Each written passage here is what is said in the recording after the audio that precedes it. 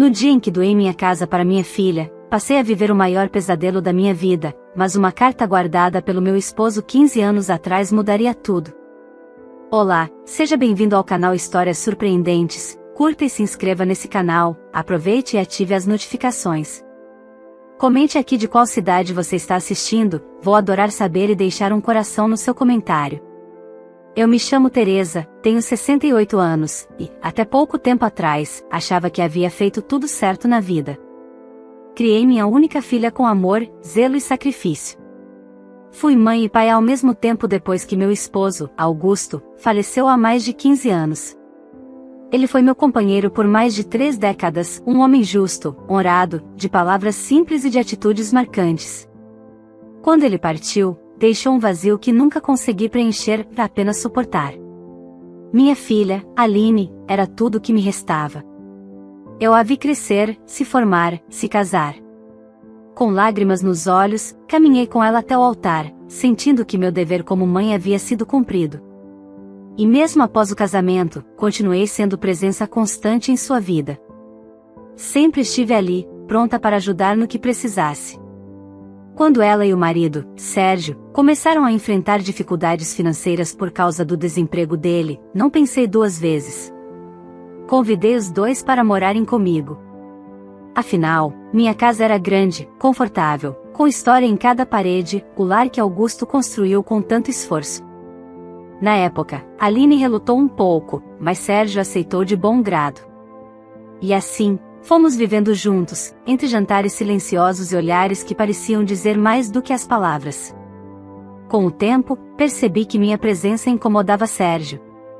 Pequenas atitudes se tornaram frequentes, portas fechadas com força, comentários sarcásticos, mudanças nas minhas coisas sem me consultar. Eu engolia tudo, calada.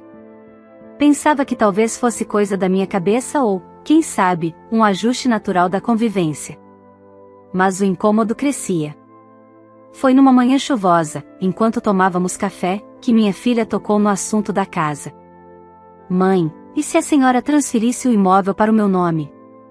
Facilitaria muita coisa, até para te proteger caso aconteça algo, ela disse, com aquele tom suave, quase convincente. Naquele momento, senti meu coração hesitar. Mas a ideia de protegê-la, de garantir que ela teria um lar, falou mais alto. Assinei os papéis alguns dias depois. Não li tudo com atenção, confiava nela. Na minha cabeça, aquilo era apenas uma formalidade, um gesto de amor. Mal sabia eu que estava entregando a chave da minha própria ruína. As mudanças começaram devagar. Primeiro, passei a ser excluída das decisões da casa. Depois, minha cadeira na mesa do jantar foi esquecida. Em pouco tempo, fui tratada como hóspede. E então, como incômodo. Sérgio passou a ser agressivo, fazia piadas cruéis e dizia que eu estava ficando senil. Aline, minha filha, ela simplesmente se calava. Me olhava com aquele olhar distante, de quem já não me via como mãe, mas como um problema. Certa noite, enquanto eu lavava a louça, ouvi a conversa deles no quarto. Ela precisa sair daqui. Já tá atrapalhando demais nossa vida, Sérgio dizia, irritado. Mas é minha mãe, Aline retrucava, hesitante. Ela não vai durar muito. Coloca ela no asilo, um desses bem longe. A gente inventa alguma desculpa. Ela vai aceitar. Velho aceita tudo. Meu coração quase parou. Senti as pernas fraquejarem, e lavei o resto dos pratos em silêncio, com lágrimas caindo na água corrente. No dia seguinte, eles vieram com a proposta, um asilo confortável, com cuidados 24 horas, onde eu teria companheiros da minha idade. Eu sorri. Concordei. E fui. O lugar era uma construção esquecida pelo tempo, paredes mofadas, camas com cheiro de urina, enfermeiras cansadas e olhares vazios. Não havia conforto, apenas abandono. Ali, no meio do nada, percebi que estava sozinha no mundo. Passei dias em silêncio, tentando entender onde foi que errei. Quando foi que minha filha se perdeu? Quando deixei de ser mãe e virei um estorvo? Foi então que me lembrei de algo. No dia em que Augusto faleceu, ele me entregou uma pasta, lacrada, com uma única instrução: só abra quando tudo parecer perdido. Eu nunca abri. Talvez por medo, talvez por não querer encarar o que ele sabia que eu um dia enfrentaria. Voltei para casa com a desculpa de pegar algumas roupas. Fui deixada sozinha por alguns minutos. E corri para o fundo do armário onde a pasta estava guardada, intocada, há mais de 15 anos. Abri com as mãos trêmulas. Dentro havia uma carta. As primeiras palavras me fizeram arrepiar. Se você está lendo isso, é porque sua bondade foi confundida com fraqueza. Mas chegou a hora de se levantar, Teresa. O que está nesta pasta mudará tudo. Meus olhos se encheram de lágrimas. Pela primeira vez em muito tempo, senti o coração acelerar com esperança. Havia mais documentos, anotações e algo que poderia virar o jogo. E naquele instante, percebi, meu pesadelo estava longe de terminar, mas eu também estava longe de me entregar. Sentada no chão frio do meu antigo quarto, com a pasta aberta diante de mim e os dedos trêmulos segurando a carta de Augusto, senti como se ele estivesse ali ao meu lado. O cheiro do papel envelhecido, as palavras firmes e serenas, a caligrafia que eu conhecia tão bem, tudo aquilo me trouxe uma mistura de dor e força. A carta era longa, escrita com cuidado. Augusto parecia prever cada passo do que eu enfrentaria. Confio na sua generosidade, Teresa, mas também conheço o mundo lá fora. Se as coisas ficarem escuras demais, abra essa pasta. Aqui estão as ferramentas para se proteger. Ele havia deixado não apenas palavras, mas instruções detalhadas e documentos guardados com zelo. Logo abaixo da carta principal, encontrei uma segunda folha, onde ele anotava, em tópicos, coisas que eu jamais imaginei. Entre elas, estava um contrato de doação reversível. Um documento assinado por ele anos antes, prevendo que, caso eu me visse em situação de abandono ou maus tratos por parte de Aline, a doação da casa poderia ser anulada judicialmente. E mais, Augusto havia registrado isso com testemunhas e reconhecido firma. Só que havia um detalhe ainda mais importante: o documento estava escondido para o caso de necessidade extrema. Ele sabia que eu confiaria demais e não o usaria sem motivo real. Comecei a entender que aquela pasta era uma espécie de escudo invisível, que ele havia deixado para o futuro, prevendo a maldade que um dia poderia bater à porta. Ao lado do contrato, havia uma procuração datada e assinada por ele pouco antes de falecer, me dando poderes sobre algumas decisões que até então eu desconhecia, incluindo contas bancárias que ele mantinha em sigilo. Comecei a reorganizar meus pensamentos. Não podia agir por impulso. Precisava planejar.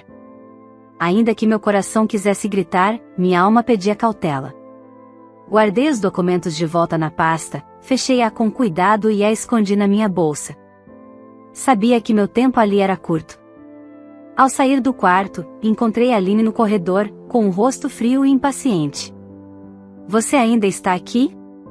O motorista já está esperando. Olhei para ela, mas dessa vez não com o olhar frágil de antes. Havia algo diferente em mim. Ela notou. Engoliu seco e desviou o olhar. No caminho de volta ao asilo, o carro seguiu em silêncio. Mas minha mente era uma tempestade. Eu precisava de um plano. Não bastava ter documentos. Precisava de testemunhas, de apoio, de alguém que acreditasse em mim. E, principalmente, precisava de tempo. O que me restava era agir com inteligência. Eu fingiria seguir com o jogo deles até encontrar o momento certo. Naquela noite, no asilo, sentei-me na cama e comecei a escrever. Fiz um relato completo de tudo o que havia acontecido desde o dia em que transferi a casa. Detalhei cada conversa, cada desrespeito, cada sinal de abandono. Sabia que, se quisesse justiça, precisaria me antecipar. Mas ainda havia algo que me inquietava. Entre os documentos, havia um envelope com o nome de um homem, Dr. Eduardo Miranda. Augusto escrevera em letras firmes: se tudo desmoronar, procure-o. Ele saberá o que fazer. Pesquisei mentalmente por esse nome. Lembrei vagamente de um amigo de Augusto, advogado, que nos visitava raramente. Seria ele? Ainda estaria vivo? Trabalhando? No dia seguinte, pedi à enfermeira para usar o telefone do asilo. Disse que precisava resolver um assunto pessoal. Anotei o número da velha agenda telefônica que Augusto tinha deixado escondida na pasta. E liguei. A voz do outro lado era firme, madura. Quando disse meu nome, houve um silêncio do outro lado da linha. E então, Dona Teresa? Eu estava esperando essa ligação há anos. Pode vir amanhã cedo. Guarde bem essa pasta. Ela é mais importante do que imagina. Desliguei com o coração aos pulos. Havia uma rede de proteção invisível construída por Augusto, que eu jamais soube. Agora, pela primeira vez em muito tempo, senti que não estava tão sozinha.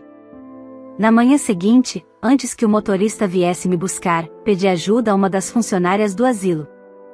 Falei que precisava de um favor pessoal, um táxi simples, pago com um pouco dinheiro que eu ainda tinha escondido. Ela hesitou, mas acabou aceitando. Disse que tinha uma tia advogada e que já ouvirá histórias de maus-tratos com idosos por parte da própria família. Se a senhora estiver em perigo, me avisa, que eu ajudo no que puder, ela disse, quase sussurrando. No trajeto até o escritório de Dr. Eduardo, pensei em tudo que ainda viria. Aline, Sérgio, a forma como planejaram me tirar do caminho, as humilhações. Mas algo dentro de mim crescia. Uma força que eu não sabia mais que existia. Quando cheguei ao endereço, fui recebida por um senhor de terno escuro e olhos bondosos. Ele segurou minhas mãos, com um semblante sério. Dona Teresa, seu marido deixou mais do que palavras para a senhora. Ele deixou provas. E agora, é hora de virar esse jogo. O escritório de Dr. Eduardo era discreto, porém elegante, com móveis de madeira escura e estantes repletas de livros jurídicos. Ele me conduziu até uma sala reservada nos fundos, onde não havia ninguém por perto. Sentamos frente a frente, a pasta entre nós. Suas mãos experientes folhearam os documentos com familiaridade. De tempos em tempos, ele franzia a testa, murmurando para si mesmo. Seu marido foi um homem muito sábio, Dona Teresa. Muito mais do que a senhora imagina. Ele me explicou que Augusto havia elaborado todos os documentos com ele em sigilo, anos antes de falecer. Sabia que Aline era impulsiva, e mesmo sem imaginar até onde ela poderia ir, temia pelo meu futuro. O contrato de doação com cláusula reversível, a procuração, e até uma espécie de dossiê com movimentações financeiras de Sérgio, tudo aquilo havia sido guardado com a intenção de me proteger se um dia a bondade se voltasse contra mim. Dr. Eduardo apontou um papel em especial.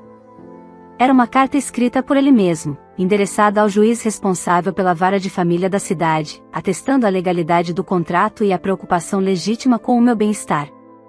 Faltava apenas minha assinatura para que ele desse entrada no processo de reversão da doação. Se a senhora assinar isso, pode reaver sua casa. Não será fácil, e certamente Aline e o marido vão tentar lutar. Mas os indícios de abandono, somados a esses documentos, nos dão base sólida. E mais, se o juiz acatar, eles terão que explicar muita coisa à justiça. Meus dedos pairaram sobre a caneta, mas hesitei. E se eu quiser esperar mais um pouco? Dr. Eduardo inclinou a cabeça, surpreso. A senhora tem o direito de escolher o momento. Mas quanto mais cedo agirmos, mais rápido sairá dessa situação. A senhora quer voltar para aquela casa? Engoli seco. Queria justiça, sim. Mas acima disso, queria respostas. Queria entender onde foi que minha filha se perdeu. E também queria observar até onde eles estavam dispostos a ir para me apagar da vida deles. Ainda não. Preciso de mais algumas peças desse quebra-cabeça. Mas quero que tudo esteja pronto. Ele respeitou minha decisão. Fez cópias dos documentos, guardou a pasta original num cofre e me entregou um envelope com tudo necessário caso eu decidisse assinar a qualquer momento. Também anotou seu número pessoal, e deixou claro, se a senhora me ligar, em menos de uma hora estarei ao seu lado. Na saída do escritório, me senti diferente. Pela primeira vez em muito tempo, estava no controle. Voltei ao asilo com passos firmes, cabeça erguida. Quando a enfermeira que me ajudou perguntou se eu estava bem, apenas sorri e disse: agora estou melhor, muito melhor. Nos dias seguintes, Aline e Sérgio não deram nenhum sinal de vida. Nenhuma ligação, nenhuma visita. O silêncio era ensurdecedor. E também revelador. Eles achavam que haviam se livrado de mim. E estavam certos, por enquanto. Aproveitei o tempo para conversar com as funcionárias do asilo, sem contar detalhes demais, mas colhendo informações sobre meus direitos como idosa e sobre instituições que ofereciam apoio jurídico e psicológico. Uma delas, Joana, tornou-se especialmente próxima. O que fizeram com a senhora não foi certo, Dona Teresa. Se precisar de testemunhas, eu vi o estado em que chegou aqui. Isso não se apaga. Enquanto isso, soube de algo que acendeu ainda mais o alerta. Um ex-funcionário da empresa onde Sérgio trabalhava, e que fora demitido recentemente, apareceu no asilo procurando sua avó. Ele reconheceu meu sobrenome e puxou conversa. A senhora é sogra do Sérgio, aquele contador? Perguntou. Sou. Por quê? Ah, nada não. Só sei que ele tá metido com umas coisas estranhas. Falam que desviou dinheiro da empresa, usou o nome de terceiros, uma hora isso vai estourar. E olha, dizem que ele usou a casa de alguém da família como garantia num empréstimo. Acho que foi da sogra dele mesmo. Meu coração disparou. A casa que doei, usada como garantia? Voltei ao quarto com a cabeça girando. Se isso fosse verdade, eles estavam ainda mais desesperados do que imaginei. E mais, estavam dispostos a me apagar não só emocionalmente, mas legalmente, para limpar o caminho de problemas maiores. Peguei o envelope que Dr. Eduardo me entregará e reli cada linha. Lá estava a cláusula que me permitiria anular a doação caso ficasse provado que a casa estivesse sendo usada de forma indevida, sem meu consentimento. Estava tudo ali. E mais uma vez, a sabedoria de Augusto me salvava do abismo. Naquela noite, olhei para o céu pela pequena janela do quarto do asilo e falei baixinho: Augusto, meu amor, eu estou seguindo sua voz. E vou fazer valer cada palavra que você deixou. O tempo deles estava acabando. E o meu, só começando. Os dias seguintes passaram como se cada minuto fosse uma eternidade. Teresa se mantinha em silêncio, observando, aguardando o momento certo. Dr. Eduardo continuava em contato, e tudo estava pronto para ser colocado em prática com uma simples assinatura. Mas ela precisava de mais, não vingança, e sim certeza. Precisava que Aline mostrasse até onde seria capaz de ir. Infelizmente, ela não teria que esperar muito. Na manhã de uma sexta-feira chuvosa, uma das funcionárias do asilo bateu em sua porta, segurando um envelope pardo. Teresa agradeceu e o abriu com mãos trêmulas. Lá dentro, um documento frio e direto, com assinatura digital de Aline. Informamos que, a partir desta data, cessam os repasses mensais destinados à senhora Teresa Almeida, uma vez que não há mais vínculo financeiro entre as partes. O suporte anterior era voluntário e sem obrigações legais. A leitura foi como um soco no estômago. A ajuda de R$ 500 mensais, mesmo miserável diante do que ela havia doado, era tudo que Aline oferecia. E agora, nem isso. Teresa sentiu o peito apertar, mas não chorou. Já não havia mais surpresa, apenas a confirmação de que sua filha estava disposta a varrê-la da vida como um fardo esquecido. A notícia se espalhou rápido pelo asilo. Joana, a cuidadora mais próxima, ficou indignada. Isso é desumano. A senhora deu tudo a ela, a própria casa. E agora é deixada aqui como se fosse um estorvo. Outra senhora, Dona Neuza, que havia dividido o quarto com Teresa por alguns dias, completou: minha filha tentou fazer isso comigo também. Mas o resto da família caiu em cima. Onde está o resto da sua família, Teresa? Ela apenas abaixou a cabeça. Já havia se acostumado com o isolamento, mas agora, a sensação de abandono pesava mais do que nunca. Mas foi aí que o inesperado aconteceu. Um dos sobrinhos de Teresa, filho de sua irmã mais velha, a encontrou. Chamava-se Marcelo. Ele soube da situação por meio de uma amiga que trabalhava na administração do asilo e ficou revoltado. Tia Teresa? O que a senhora tá fazendo aqui? Perguntou, surpreso, ao entrar no quarto. Ela tentou sorrir, mas não conseguiu conter a emoção. Ao ouvir tudo, Marcelo ligou imediatamente para a mãe. No dia seguinte, a notícia correu entre os poucos parentes que restavam. Aline cortou o dinheiro da mãe? Depois de ficar com a casa? Diziam, estarrecidos. E Sérgio? Onde entra nessa história? É ele quem está por trás disso tudo, com certeza. Um almoço em família foi organizado às pressas por iniciativa de Marcelo e sua mãe. Teresa foi convidada. Chegou hesitante, mas foi recebida com calor. Lá, com olhos marejados e voz firme, ela contou tudo, da doação da casa, do abandono, da vida no asilo, da carta de Augusto e da investigação silenciosa. Vocês precisam saber, não para ficarem com pena de mim, mas porque chegou a hora de alguém saber a verdade. Aline não é mais quem vocês conheceram. Alguns parentes que sempre acreditaram que Teresa era dramática demais engoliram seco. Outros não esconderam a indignação. Ela foi longe demais, disse uma prima, em voz baixa. Isso é crime, não é só frieza. E o tal Sérgio, sempre teve um olhar falso. Marcelo, impulsivo e revoltado, quis ir até a casa de Aline naquele instante, mas Teresa o segurou, ainda não. Está tudo se alinhando. E quando for a hora, eles vão sentir tudo o que plantaram. Ela voltou ao asilo diferente. Mais firme, mais decidida. Sabia agora que não estava completamente sozinha. A família, antes distante, começava a ver a realidade.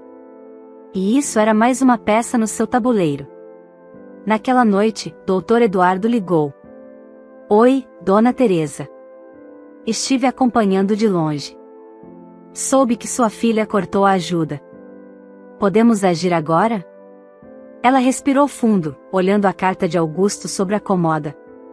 Ainda não. Falta pouco. Deixe-os acreditar que venceram. Porque quando o golpe vier, será com tudo. Teresa acordou mais cedo naquele dia. Sentou-se na beirada da cama com o coração firme. Pela primeira vez em muito tempo, não se sentia frágil. A carta de Augusto continuava ali, como um farol em meio à tempestade, e agora seria sua guia. Ela vestiu-se com cuidado e esperou, porque naquela manhã, ela não estava sozinha. Às 9 horas em ponto, o advogado Eduardo chegou ao asilo com uma pasta preta. Cumprimentou Teresa com um sorriso sereno e um olhar determinado. Está preparada, Dona Teresa? Ela respondeu com um leve aceno e olhos marejados. Meu marido confiou em mim para esse momento. E eu confio em você.